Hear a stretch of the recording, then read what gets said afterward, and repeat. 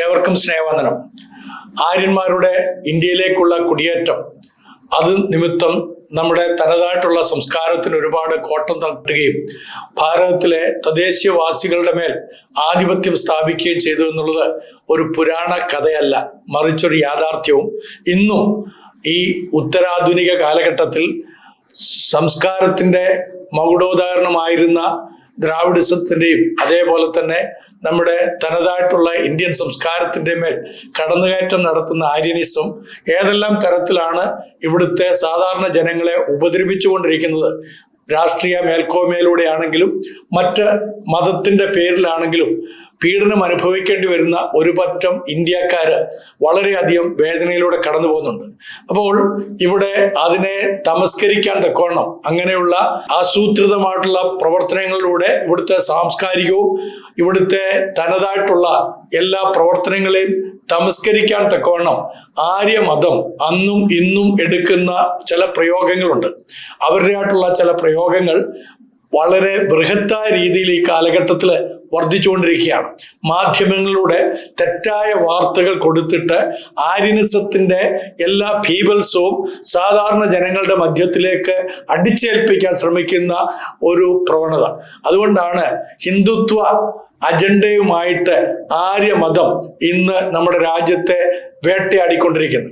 ഈ അടുത്ത സമയത്ത് ഭാരതത്തിന്റെ വിവിധ സ്ഥലങ്ങളിൽ, ഇന്ത്യയുടെ വിവിധ ഗ്രാമങ്ങളിൽ ക്രിസ്തീയ വിശ്വാസത്തിലേക്ക് വന്നവർക്കെതിരെ വളരെയധികം പീഡനങ്ങൾ അഴിച്ചുവിട്ടിരിക്കുകയാണ്. എല്ലാ ഞായറാഴ്ചകളിലും ഉത്തരേന്ത്യൻ പ്രദേശങ്ങളിൽ നിന്ന് നമ്മൾ കേൾക്കുന്ന വിഷാദാത്മകമായിട്ടുള്ള വാർത്തകൾ ക്രൈസ്തവ സമൂഹത്തിന്റെ നേരെ ഉതിർത്തു വരുന്ന ഒരുപാട് തീയമ്പുകൾ. അപ്പൊ ഇതിന് കൃത്യമായ ഒരു പഠനം അനിവാര്യമാണ്. എന്തുകൊണ്ടാണ് ഇത്തരത്തിൽ ആര്യമതത്തിന്റെ അനുഭാവികൾ, ആര്യമതത്തോട് ചേർന്ന് നിൽക്കുന്ന ആളുകൾ മറ്റുള്ള പ്രിയപ്പെട്ടവരെ, മറ്റുള്ള തദ്ദേശവാസികളെയൊക്കെ ഉപദ്രവിക്കുന്നത്? അത് അവരുടെ അജണ്ടയിൽപ്പെട്ട കാര്യം തന്നെയാണോ? ഇതിനെക്കുറിച്ച് ഒരു പഠന പരമ്പര അനിവാര്യമായി തോന്നിയതുകൊണ്ട് ഞാൻ അതിന് ഉദ്യമിക്കുകയാണ്. അതുകൊണ്ട് തന്നെ എൻ്റെ പ്രിയ ശ്രോതാക്കൾ, ദയവുണ്ടായിട്ട് നിങ്ങളിത് മുഴുവൻ കേൾക്കുകയും നിങ്ങളുടെ സ്നേഹിതന്മാരായിട്ടുള്ള എല്ലാ പ്രിയപ്പെട്ടവർക്കും, പ്രത്യേകിച്ച് നമ്മുടെ ഭാരതത്തിലുള്ള തനതായ സംസ്കാരവുമായി ഇഴുകി നിൽക്കുന്ന എല്ലാ പ്രിയപ്പെട്ടവർക്കും ഇത് അയച്ചു കൊടുക്കുകയും ചെയ്യണമേ. ആര്യവൽക്കരണവുമായിട്ട് ബന്ധപ്പെട്ട് നിൽക്കുന്ന ഹിന്ദുത്വ മുന്നണികളുടെ ആളുകൾ അത് കേൾക്കുവാനും അറിയുവാനും ഇടവരുന്നിടം വരെയും നമ്മൾ ഇത് പാസ് ചെയ്തുകൊണ്ടിരിക്കുക തന്നെ വേണം. അവരും അറിയണം ഇവിടുത്തെ യഥാർത്ഥത്തിലുള്ള സംസ്കാരം എന്തായിരുന്നു, ആരായിരുന്നു ഇവിടുത്തെ തദ്ദേശവാസികൾ, എന്തുകൊണ്ടാണ് ഈ തദ്ദേശവാസികളെ ഉന്മൂലനം ചെയ്യുവാൻ തക്കവണ്ണം ആര്യമതം ഇന്ന് മറ്റൊരു ഭീഭത്സമായിട്ടുള്ള മുഖവുമായിട്ട് ഇറങ്ങിയിരിക്കുന്നത് എന്നുള്ളത് അവർ അറിഞ്ഞിരിക്കേണ്ടത് അത്യാവശ്യമാണ്. അതുകൊണ്ട് തന്നെ നിങ്ങൾ എല്ലാവരും ഈ കാര്യങ്ങൾ ശ്രദ്ധിക്കുകയും മറ്റുള്ളവരുമായിട്ട് പങ്കുവെക്കുകയും ചെയ്യണമേ. ഇതുവരെ സബ്സ്ക്രൈബ് ചെയ്യാത്ത ആളുകളുണ്ടെങ്കിൽ ദയവുണ്ടായിട്ട് സബ്സ്ക്രൈബ് ചെയ്യുകയും ചെയ്യണമേ എന്ന് താഴ്മയോടെ അഭ്യർത്ഥിക്കുന്നു. നമുക്ക് ഇന്ത്യയുടെ ചരിത്രത്തിലേക്ക് വരാം. നമുക്കറിയാവുന്ന പോലെ ഭാരതത്തിന്റെ അഥവാ ഇന്ത്യയുടെ ചരിത്രം ലോകത്തിലെ ഏറ്റവും പുരാതനവും സമ്പന്നവുമായ സാംസ്കാരിക പാരമ്പര്യങ്ങളിൽ ഒന്നാണ്. ഇവിടെ ഹാരപ്പ, മോഹൻജോദാരോ നഗര സംസ്കാരം, ദ്രാവിഡരുടെ കലാസംസ്കാരം, മുണ്ടവർഗങ്ങളുടെ ആദിമ ജീവിത രീതികൾ ഒക്കെ ആര്യന്മാരുടെ കുടിയേറ്റം തുടങ്ങിയ പല ഘട്ടങ്ങളുടെയും സാമൂഹിക, സാമ്പത്തിക, മതപരമായ മാറ്റങ്ങൾ ഈ രാജ്യത്ത് നടന്നിട്ടുണ്ട്. ചരിത്രകാരനായിരിക്കുന്ന എൽ ബാഷാം തന്റെ പ്രശസ്ത ഗ്രന്ഥമായിരിക്കുന്ന the wonder that was India എന്നുള്ള പുസ്തകത്തിൽ വളരെ കൃത്യമായിട്ട് പറഞ്ഞിരിക്കുന്ന ഒരു കാര്യം, India is not a single story of one people but a confluence of streams, Dravidians, Aryans, Austric, Tibeto Burman and many others. അതായത് ഇന്ത്യ ഒരു ജനതയുടെ ഏക കഥയല്ല, മറിച്ച് ദ്രാവിഡ, ആര്യ, ഓസ്ട്രിക്, ടിബറ്റോ, ബർമൻ തുടങ്ങി അനവധി പ്രവാഹങ്ങളുടെ സംഗമമാണ്. അതാണ് BL ഭാഷ വളരെ കൃത്യമായിട്ട് എഴുതിയിരിക്കുന്നത്.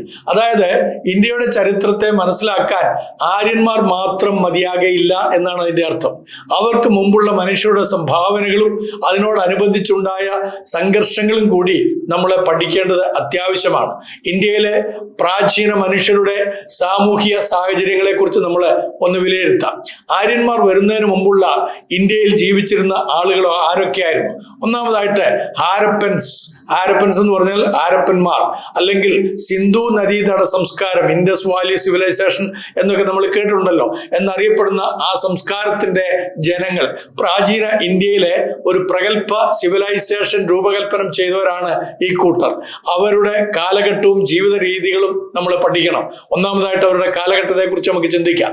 ഹാരപ്പൻ സംസ്കാരം ക്രിസ്തുവിന് മുമ്പ്, അതായത് BC 3300 മുതൽ 1300 വരെയുള്ള വർഷങ്ങളിൽ നമ്മുടെ നാടുകളിൽ ഉണ്ടായിരുന്നു. അതിന്റെ മെച്യൂർ ഹാരപ്പൻ ഫേസ് എന്ന് പറയുന്നതെങ്കിൽ ഉച്ചശൃംഗ കാലം എന്ന് പറയുന്നത് BC 2600 മുതൽ 1900 വരെയുള്ള കാലഘട്ടത്തിലായിരുന്നു. പ്രധാന കേന്ദ്രങ്ങൾ എന്ന് പറയുന്നത് ഹാരപ്പ, മോഹൻജോ ദാരോ, അതേപോലെ ലോഥൽ, ദ്രാവിഡ, കണ്ണോട, രാഖിഹിർഗാം മുതലായിട്ടുള്ള സ്ഥലങ്ങളായിരുന്നു. അവരുടെ വാസസ്ഥലങ്ങൾ പ്രധാനമായിട്ടും ഇന്ത്യ പാകിസ്ഥാൻ മേഖലയിലെ ഈ സിന്ധു നദീതടവും ജമുന ഗംഗ നദീതട ഭാഗങ്ങളുമായിരുന്നു. നദീതടങ്ങളുടെ സമീപത്താണ് ഈ നഗരങ്ങളെല്ലാം തന്നെ വികസിച്ചിട്ടുള്ളത്. കാരണം വെള്ളം, മത്സ്യം, കൃഷി എന്നിവ സുലഭമായി ആവശ്യമായിരുന്നു. വീണ്ടും നമുക്ക് അവരുടെ ജീവിത രീതികളെ കുറിച്ച് ചിന്തിച്ചാൽ അവരൊരു നഗര സംസ്കാരം പടുത്തുയർത്തിയവരായിരുന്നു. ഹാരപ്പൻ നഗരങ്ങൾ നിശ്ചിത വ്യൂഹത്തിൽ അല്ലെങ്കിൽ ഗ്രിഡ് പാറ്റേണിലാണ് അവരെ രൂപപ്പെടുത്തിയിരിക്കുന്ന കാര്യങ്ങൾ നമുക്ക് മനസ്സിലാക്കാൻ സാധിക്കുന്നത്. കല്ലും ഇഷ്ടികയും കൊണ്ട് നിർമ്മിച്ച വീടുകൾ, കരകൗശലത്തിലുള്ള പാതകൾ, കനാലിൽ സിസ്റ്റങ്ങൾ തുടങ്ങിയവയൊക്കെ ആ കാലഘട്ടത്തിൽ ഉണ്ടായിരുന്നതായിട്ട് ഇപ്പോൾ കണ്ടെത്തിയിട്ടുണ്ട്. കൂടാതെ സഹജമായ ശുചിത്വവും വാസ്തുവിദ്യയും വളരെയധികം ശ്രദ്ധിക്കപ്പെട്ടിരുന്നു എന്ന് നമുക്ക് മനസ്സിലാക്കാനായിട്ട് സാധിക്കും. കൂടാതെ അവരുടെ പോഷണവും കൃഷിയും നമ്മൾ പഠിക്കുകയാണെങ്കിൽ ഗോതമ്പ്, ബാർലി, പയർ വിഭവ വിളകൾ വളർത്തിയിരിക്കുന്നതായിട്ട് നമുക്ക് കാണാൻ സാധിക്കുന്നു. മത്സ്യബന്ധനം, പശു വളർത്തൽ, വ്യാപാരം പ്രധാന പ്രവർത്തനങ്ങളായിരുന്നു എന്നുള്ളത് മനസ്സിലാക്കാം. അതേപോലെ അവരുടെ വ്യവസായത്തിൽ ചെമ്പ്, കത്തി, മുത്ത്, കങ്കരം, കാട്ടുപത്തി എന്നിവ നിർമ്മിച്ചതായിട്ട് നമുക്ക് കണ്ടെത്താൻ സാധിച്ചിട്ടുണ്ട്.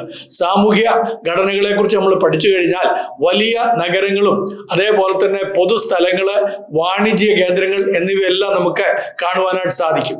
സാമൂഹ്യ വ്യവസ്ഥ വളരെ ക്രമപരമായി എന്നുള്ളത് മനസ്സിലാക്കാനായിട്ട് സാധിക്കുന്നു.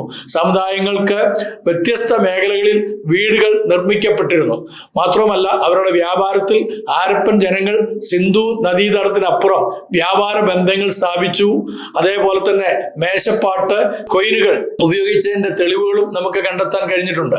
മേശപ്പാട്ട്, മസാഗ്ര, മെസപ്പൊട്ടോമിയ എന്നിവരുമായിട്ടുള്ള വ്യാപാര ബന്ധത്തിൽ ഇവർക്ക് ഏർപ്പെടാൻ കഴിഞ്ഞിട്ടുണ്ട്.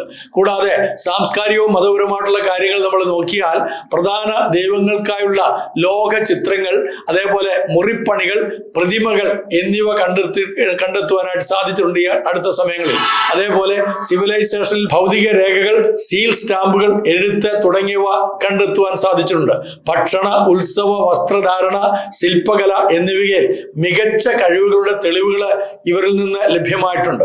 അതേപോലെ പതിഞ്ഞ അവശിഷ്ടങ്ങളെ കുറിച്ച് നമ്മൾ പഠിക്കുകയാണെങ്കിൽ മോഹൻജോ ദാരപ്പ എന്നീ പ്രദേശങ്ങളിൽ നദീതീരം, തൂണുകൾ, മുറിപ്പണികൾ, സ്റ്റാമ്പുകൾ, ചിന്താത്മക ശില്പങ്ങൾ എന്നിവയെ കണ്ടെത്തുവാനായിട്ട് ഇടയായിത്തീർന്നുണ്ട്.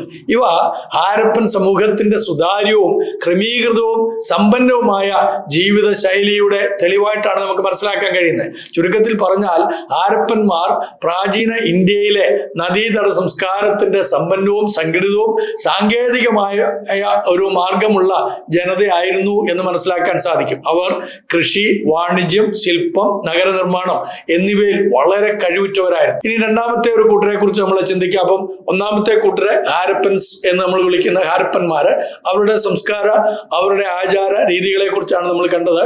ഇതൊക്കെ ആര്യന്മാർ കുടിയേറുന്നതിന് മുമ്പായിട്ട്, അവര് ഈ രാജ്യത്തിലേക്ക് വരുന്നതിന് മുമ്പായിട്ടുണ്ടായിരുന്ന ജനങ്ങളാണ്. രണ്ടാമത്തെ വിഭാഗം എന്ന് പറയുന്നത് ദ്രാവിഡന്മാരാണ്. ഇന്ത്യയിലെ പൂർവികന്മാർ എന്നാണ് അവരെ കുറിച്ച് നമ്മൾ പൊതുവെ അറിയപ്പെടുന്നത്. ദ്രാവിഡര് ഇന്ത്യയിലെ ഏറ്റവും പുരാതന ജനസംഘങ്ങളിൽ ഒന്നാണ് എന്നുള്ളത് മറന്നുപോകരുത്. പുരാതന ഇന്ത്യയുടെ ചരിത്രപരമായ പഠനത്തിൽ അവർ ആര്യന്മാരുടെ കുടിയേറ്റത്തിന് മുമ്പുള്ള പ്രധാന ജനസംഘം എന്ന നിലയിൽ കാണപ്പെട്ട ഒരു വിഭാഗമാണ്. ദ്രാവിഡർ പ്രധാനമായിട്ടും തെക്കേ ഇന്ത്യ, ഡെക്കാൻ പ്രദേശം, തമിഴ്നാട്, കേരളം, കർണാടക, ആന്ധ്രാപ്രദേശ് എന്നീ സ്ഥലങ്ങളിലായിരുന്നു സ്ഥിതി ചെയ്തിരുന്നത്. ചരിത്രകാരന്മാര് ഇവരെ കുറിച്ച് പറയുന്നത് ദ്രാവിഡർ ഇന്ത്യയുടെ സാംസ്കാരിക പാരമ്പര്യത്തിൽ ആധുനികതയോളം നിലനിൽക്കുന്ന ആദി പൗരാണിക ജനസംഘം ആകുന്നു എന്നാണ് കൃത്യമായിട്ട് ദാപ്പർ പറയുന്നത്. അതേപോലെ തന്നെ അവരുടെ വാസസ്ഥലങ്ങളെ കുറിച്ച് പറയുന്നത് ദ്രാവിഡരുടെ പ്രധാന പ്രദേശങ്ങൾ ഡെക്കാൻ പ്ലാറ്റോ, അതേപോലെ നദീതട പ്രദേശങ്ങൾ, തെക്ക് പടിഞ്ഞാറൻ ഉപഭൂഖണ്ഡം എന്നിവയാണ്. ഈ ഹാരപ്പൻ പുരാവസ്തുക്കളിൽ നിന്നുള്ള തെളിവുകള് ഈ ജനസംഘം ഇന്ത്യയുടെ മധ്യകാലത്ത് പടിഞ്ഞാറും വടക്കും വ്യാപിച്ചിരുന്നെന്ന് വളരെ കൃത്യമായിട്ട് സൂചിപ്പിക്കുന്നുണ്ട്. റോമില ദാപ്പർ വളരെ കൃത്യമായിട്ട് ഇങ്ങനെയാണ് പറയുന്നത്: the Dravidian speaking population occupied a significant part of Indian subcontinent before the Indo-Aryan migrations, indicating an advanced and settled civilization എന്നാണ്. അതായത് വളരെ കൃത്യമായിട്ട് അദ്ദേഹം പറയുന്നത് ഇന്ത്യൻ ഉപഭൂഖണ്ഡത്തിൽ ആര്യന്മാരുടെ കുടിയേറ്റത്തിന് മുൻപ് ദ്രാവിഡ ഭാഷ സംസാരിക്കുന്ന ജനസംഖ്യ വലിയൊരു ഭാഗം ഇവിടെ നിലനിന്നിരുന്നു. ഇത് ഒരു പുരോഗമനത്തെയും സ്ഥിരതയുള്ള സംസ്കാരത്തെയും സൂചിപ്പിക്കുന്നു എന്നുള്ളതാണ്. നോക്കി, അപ്പൊ ഇവിടെ ആര്യന്മാര് കയറി വരുന്നതിന് മുമ്പായിട്ട് തന്നെ തദ്ദേശീയരായിട്ടുള്ള ഹാരപ്പന്മാര് അവരുടേതായിട്ടുള്ള സംസ്കാരങ്ങളും അവരുടേതായിട്ടുള്ള ജീവിത രീതികളും വളരെ നല്ല മെച്ചപ്പെട്ട നിലയിൽ കൊണ്ടുപോയിക്കൊണ്ടിരുന്നു. അതോടൊപ്പം തന്നെ ദ്രാവിഡിയൻ എന്ന് പറയുന്നതായിട്ടുള്ള നമ്മുടെ ഈ തദ്ദേശീയരായിട്ടുള്ള ആളുകള് നമ്മളും നമ്മുടേതായിട്ടുള്ള സംസ്കാരങ്ങളൊക്കെ വളരെ കൃത്യമായിട്ട് പടുത്തുയർത്തിയിരുന്നു. അപ്പൊ നമ്മുടെ ഭാഷയും സാഹിത്യത്തെ കുറിച്ച് ഒന്ന് ചിന്തിക്കേണ്ടത് ആവശ്യമാണ്. ദ്രാവിഡർ സംസാരിച്ച ഭാഷകൾ ദ്രാവിഡ ഭാഷ അല്ലെങ്കിൽ ദ്രവീഡിയൻ ലാംഗ്വേജ് ഫാമിലി, ദ്രാവിഡ ഭാഷാ സംഘത്തിൽ നിന്നുള്ളതാണ്. ആ ഒരു വിഭാഗത്തിൽപ്പെട്ടവയാണ്. ഇതിൽ പ്രധാനപ്പെട്ടവ എന്ന് പറയുന്നത് തമിഴ്, തെലുങ്ക്, കന്നഡ, മലയാളമല്ല മലയാളമൊക്കെ പിന്നീട് ഡെവലപ്പ് ചെയ്തു വന്നതാണ്. അപ്പൊ ഇങ്ങനെയുള്ള തമിഴ്, തെലുങ്ക്, കന്നഡ പോലെയുള്ള മലയാളമ പോലെയുള്ള ഭാഷകളായിരുന്നു ഇവിടെ ദ്രവീഡിയൻസിന്റെ യഥാർത്ഥ ഭാഷ.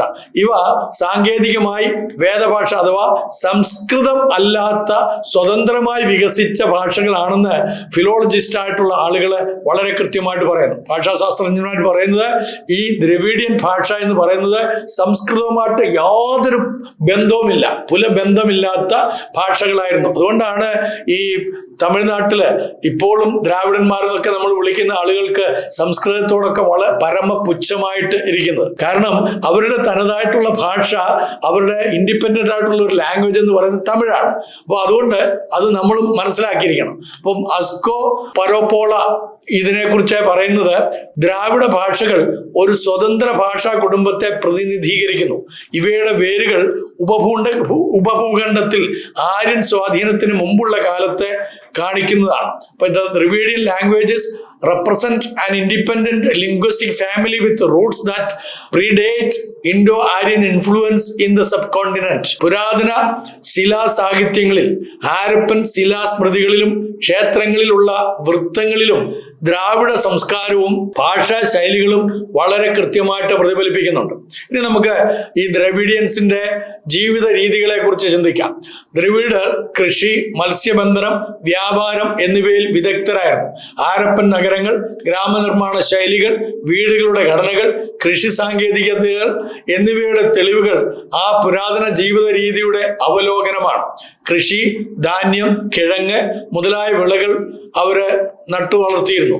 വ്യാപാരത്തിലാണെങ്കിൽ നഗരങ്ങള്, നദീതട മാർഗങ്ങള്, വ്യവസായപരമായ ഉൽപ്പന്നങ്ങൾ, സാമൂഹ്യമായിട്ടുള്ള കാര്യങ്ങളൊക്കെ അവർക്കുണ്ടായിരുന്നു. ചെറു ഗ്രാമ കുടുംബ ബന്ധങ്ങൾ അവർക്കുണ്ടായിരുന്നു.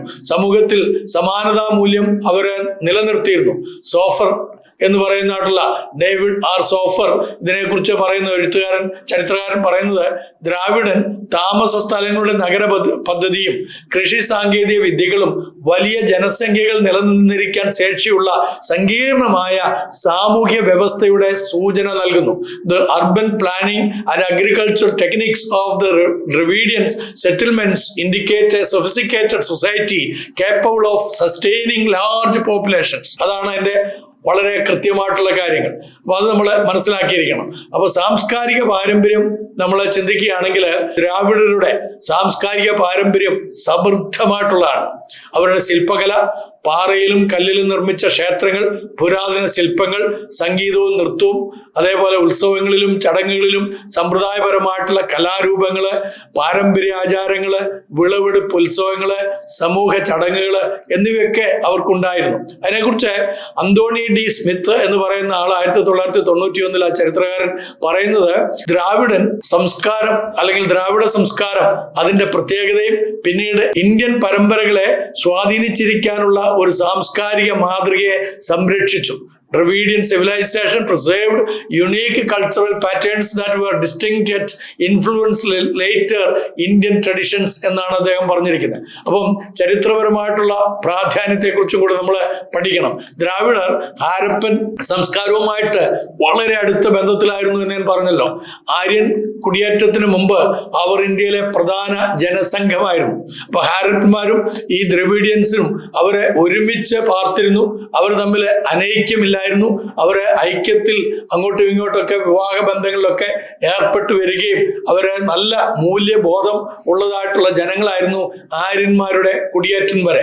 അപ്പൊ അവരുടെ സംഭാവനകളെ കുറിച്ച് നമ്മൾ പഠിച്ചാൽ ഭാഷ, കല, സാമൂഹ്യ ഘടന, കൃഷി സാങ്കേതികതകൾ എന്നിവയിലൂടെ ഇന്നും അതൊക്കെ അവരെ നിലനിർത്തുന്നുണ്ട് എന്നുള്ളത് മറന്നു പോകരുത്. ആര്യൻ കുടിയേറ്റത്തിന് ശേഷം ആര്യന്മാർ ഇന്ത്യയിൽ എത്തിയപ്പോൾ ദ്രാവിഡർ പല മേഖലകളിലും പിന്തള്ളപ്പെട്ടു എന്നുള്ളതാണ് ഇന്ന് നമുക്ക് മനസ്സിലാക്കാൻ കഴിയുന്നത്. എന്നാൽ അവരുടെ ഭാഷ, സംസ്കാരം, സാമുദായിക പാരമ്പര്യം ഇന്നും നമ്മുടെ തെക്കേ ഇന്ത്യയിലെ ജനങ്ങളിൽ നിലനിൽക്കുന്നുണ്ട്. ദാപ്പർ വളരെ കൃത്യമായിട്ട് പറയുന്നത്, ഇന്ത്യയിലേക്ക് ആര്യൻ അധിനിവേശം ഉണ്ടായിട്ടും ദ്രാവിഡ ഉപസ്തരത്തിന്റെ എന്ന് പറഞ്ഞു കഴിഞ്ഞാൽ ദ്രാവിഡ അടിസ്ഥാനം അതിന്റെ സ്വഭാവം നിലനിന്നു. അത് പിന്നീട് വന്ന ആര്യന്മാരുടെ ഭാഷ, മതപരമ്പരകൾ, സാമൂഹ്യ ശീലങ്ങൾ എന്നിവയെ സ്വാധീനിച്ചു എന്നുള്ളതാണ്. The Dravidian substratum survived Indo-Aryan dominions influencing language, religious practices and social customs എന്നാണ് ദാപ്പർ ഇതിനെക്കുറിച്ച് പറയുന്നത്. അപ്പോൾ ദ്രാവിഡർ ഇന്ത്യയിലെ പൂർവിക ജനസംഘമാണ്. 4000 മുതൽ 5000 വർഷത്തോളം പഴക്കമുള്ള ഒരു സംസ്കാരത്തിന്റെ അവശിഷ്ടങ്ങൾ നിലനിർത്തുന്നവരാണവർ.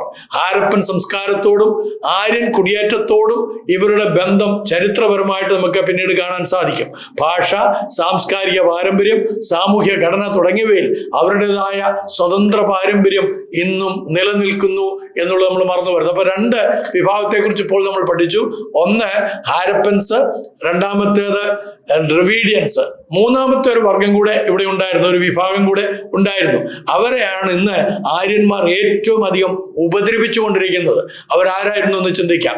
അവരെയാണ് മുണ്ടർ വർഗം എന്ന് വിളിക്കപ്പെടുന്നത്. വേട്ടയാടലും വന്യജീവിതവുമായിരുന്നു അവരുടെ ജീവിത രീതികൾ. ഈ മനുഷ്യർ തമ്മിൽ സാംസ്കാരികമായ വ്യത്യാസങ്ങൾ ഉണ്ടെങ്കിലും ഭൂമിയുമായിട്ട് ചേർന്ന് ജീവിക്കുന്ന ജീവിത ശൈലി ഇവർക്കെല്ലാവർക്കും പൊതുവായിരുന്നു. ആര്യന്മാർ ഇന്ത്യയിൽ എത്തുന്നതിന് മുമ്പ് മുണ്ടർ വർഗം ഇന്ത്യ ഉപഭൂഖണ്ഡത്തിലെ ദേശീയ ജനസമൂഹങ്ങളിൽ ഉൾപ്പെട്ടിരുന്നതായിട്ട് നമുക്ക് വളരെ കൃത്യമായ തെളിവുകൾ ലഭ്യമായിട്ടുണ്ട്. വിശദമായി നമുക്ക് അവരെ കുറിച്ച് പഠിക്കുകയാണെങ്കിൽ അവരുടെ ജാതി, ഭാഷ തിരിച്ചറിയല് നമ്മളൊന്ന് പഠിക്കണം. മുണ്ടർ ഓസ്ട്രോ ഏഷ്യാറ്റിക് ഭാഷാ കുടുംബത്തിൽപ്പെട്ട ആളുകളാണ്. ഇത് ആര്യന്മാർ കൊണ്ടുവരുന്ന ഇൻഡോ യൂറോപ്യൻ ഭാഷകളിൽ നിന്ന് വ്യത്യസ്തമായിട്ടുള്ളതാണ്. അപ്പൊ ഇവിടെ ഇപ്പോൾ സംഭവിച്ചുകൊണ്ടിരിക്കുന്നത് ഈ ആര്യന്മാർ അവരുടെ സംസ്കാരം ഈ പാവപ്പെട്ട മുണ്ടന്മാരുടെയും ഹാരപ്പൻസിന്റെയും അതുപോലെ ദ്രാവിഡന്മാരുടെ മേലും കുത്തിച്ചെലുത്തുകയാണ്. പല വിധത്തിലാണ്. അത് ഏതൊക്കെയാണെന്നുള്ളത് നമുക്ക് ഓരോന്നോരോന്നായിട്ട് പിന്നീട് പഠിക്കേണ്ടിയിരിക്കുന്നു. വളരെ ശക്തമായി നമ്മൾ ഇതിനെക്കുറിച്ച് അറിഞ്ഞിരിക്കേണ്ടിയിരിക്കുന്നു. കാരണം എന്താണെന്ന് വെച്ച് കഴിഞ്ഞാൽ ഇവിടെ ആര്യന്മാർ വന്നതിന് ശേഷം ഉണ്ടായ പീഡനങ്ങൾ അന്ന് മുതൽ ഇന്ന് വരെയും നിലയ്ക്കാതെ പ്രവഹിച്ചുകൊണ്ടിരിക്കുകയാണ്. അപ്പൊ അതിനൊരു ചെറുത്തുനിൽപ്പ് ആശയപരമായിട്ട് നമുക്കുണ്ടായേ പറ്റുകയുള്ളൂ. അതുകൊണ്ടാണ് ഞാൻ ഇത്ര ഗഹനമായിട്ട് ഈ കാര്യങ്ങളെ കുറിച്ച് നിങ്ങളോട് പറയുന്നത്.